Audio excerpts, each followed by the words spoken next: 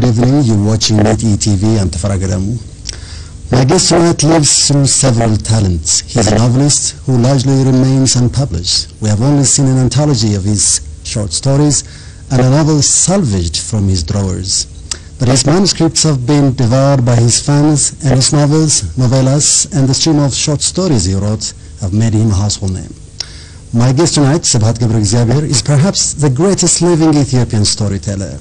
Who is this man, and what made him the writer he is without the blessing of the publishing industry?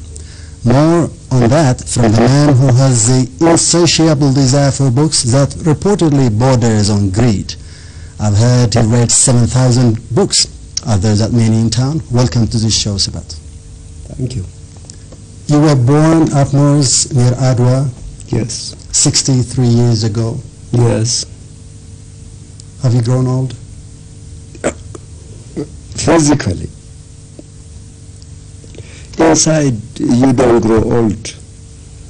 Neither your mind nor your stomach grows old. The stomach also will eat always, and the mind will work. It's the skin and the things that make us look old. Not even the skin. Do you frequently see yourself in the mirror? You've got a gray hair, but you have a baby's face. How do you explain that? The magic from the genes, I don't know. Whose genes? From your mother's line or from your mother's line? Certainly my mother's. But as Shakespeare's comedian said, that my son, I have partly your mother's word and partly my own suspicions. And I don't know who my father is. How can I? But I am sure, without knowing. The father that you knew was indeed your father? Indeed, because there was no possibility in a small village for my mother to have a child from anybody else. Did he want you to be a peasant? My father had no idea we would be anything else than farmers like himself. Neither did we. You came here and you went to a boarding school, am I right? I came right to a boarding school, Tafari Makonnen school. Did you? Throughout high school, boarding school. Was it in a way a culture shock for you, waiting for you out there when you came to Addis? It was beautiful. When you are that young, there is no culture shock.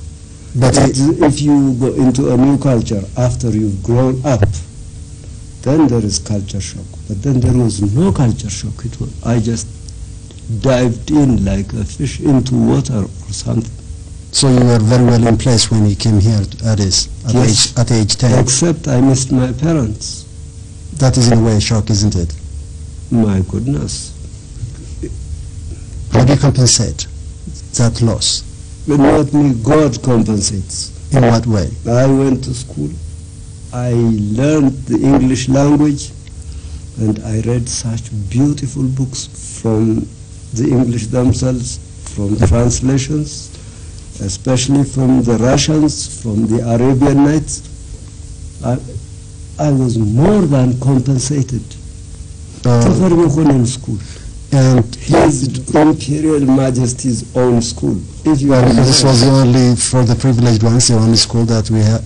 For the privileged ones, the privileged few, and for the lucky many. It was pure luck that got you there. On my part, yes. But you weren't happy about the people who ran this school. There were the Jesuits. Of course. When you're a student, you're never happy with the director and the teachers and so on. But not always. Just as when you're a citizen, you're not happy with the government and the police and so on. But they are necessary. There was too much discipline because there were monks, Jesuit monks.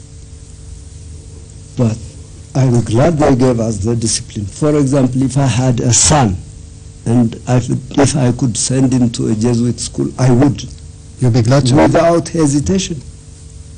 Even though they teach him some nonsense, they teach him more education. Were you a rebel? I beg pardon? Were you a rebel as a young boy Any young boy is a rebel. Some it shows on some it doesn't show, but we don't like the world of the grown-ups. We want its orders and so on and so forth. Do you remember the first book that you ever read? No. No. I remember the first girl I ever had, but not the first book. Who is that first girl? The first girl you get interested in lives in the desert. Nube Baraha. The typical setting for your stories. Yes. How For was us, they were girls, really. You were deeply in love. Well, deeply. To be deeply in love, you have to be the only man and she has to be the only woman. Minus that. In a world where there are too many men, there could be an absolute love. Is that what you're saying? Where we have to share. It's a marketplace. It happens exceptionally. You were a group of young boys who went out to have fun. Right. Life sometimes is like a poem. I told you about going to the desert. For about 2 years we went there as often as we could. And I took notes, meaning to write about that place. Because that was the only place in Ethiopian history that was unique. Because it was at the same time a whoring prostitution place. At the same time, the women were not prostitutes. We treated each other like human beings. Like it was. Except money had to. It was a very strange. I thought this was, for our time, the place to write about. At that time, Emile Zola was my guide, a French writer and a fighter. I only write, he also fights. He took notes, and he wrote about life. He only added a little art. So I wanted to do like him. Same thing. Yes. So I went to Aix-en-Provence, and when I dropped classes, I wrote about Nubera.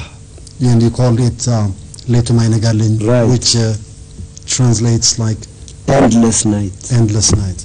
Youth passing away like the night, That's what it is.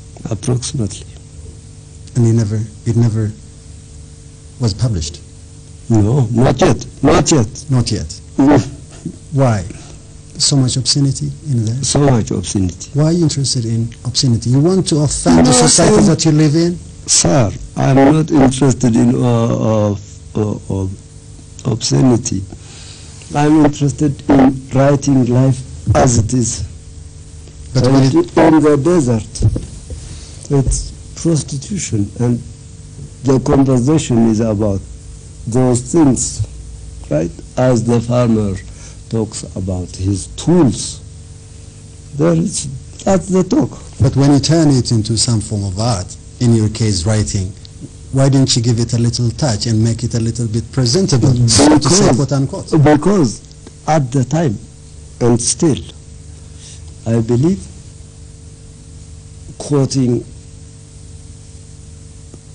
Zola, we will give the picture of life with its words. We will not paint it to beautify it as it is. If God made it, we are only mirrors of God, if that. So who are we to change it? Because we respect our reader. What we saw, the reader can see. What was painful to us, he will feel pain. What was beautiful in the most unexpected places, like beautiful love between two people that we saw, the reader can understand. If I understood, my reader can understand. Do you write what you live, Because apparently you told me earlier on that Wibe Barha was the places that you were hanging out, was one of the places that you were hanging out in those days. And you loved life of that sort those days as a young Sebhat. Right. Do you write what you live, or you live what you write? That's like the egg and the hen. You can take it if you like, that way. The egg doesn't go without, unless the egg is there, the chicken won't come. And unless the hen is there, the egg won't come. So it's really connected. You don't know which is which. You cannot draw a line, can you? Right. It's one feeding on the other. Are you the same writer today that you were 30 years ago when you were writing about this endless night? The same man, The same writer.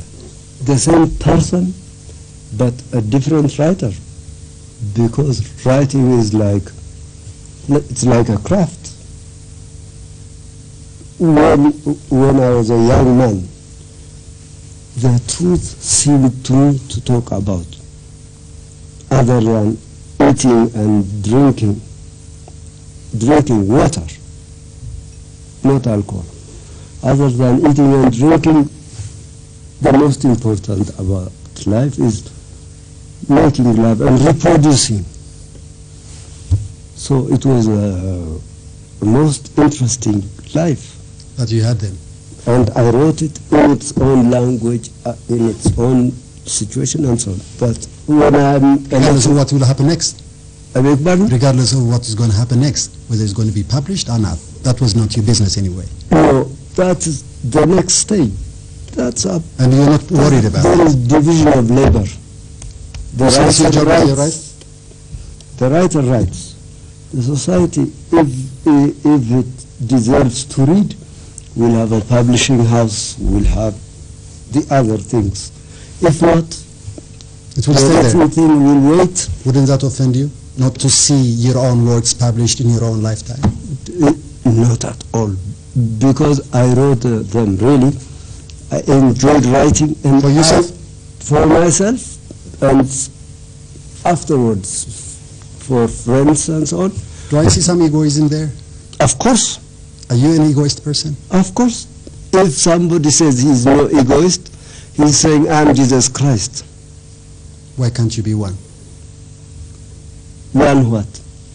Like Jesus Christ, follow his Because I don't want to be footsteps. crucified. I don't want to be crucified. I don't want to die for the truth. I want to live in this life with all its lies and so on. Do you mean that you are one, you are a liar?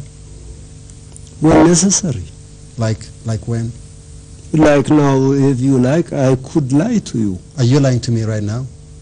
When I ask you those questions that I've been asking over the last 15 minutes. Obviously, I'm not, but you are trying to lead somewhere. How naturally does writing come to you? I should say very naturally. On because- command? Not on command, on inspiration more. When are you inspired? Why it comes naturally to me is I write the way I speak, so I don't have to make plans to do any, You just, no technical perfection, no nothing, just talk, because your reader knows the language you're talking when you're writing to a reader.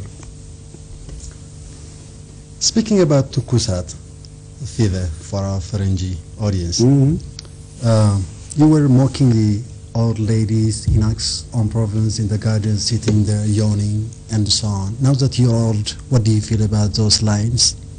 Yes. It's funny, when I was young, I used to be so disgusted with old age. The way it looks, especially on white people, because we age very differently. Just as when they're young, especially the girls, when they blush, we cannot reproduce it here. It is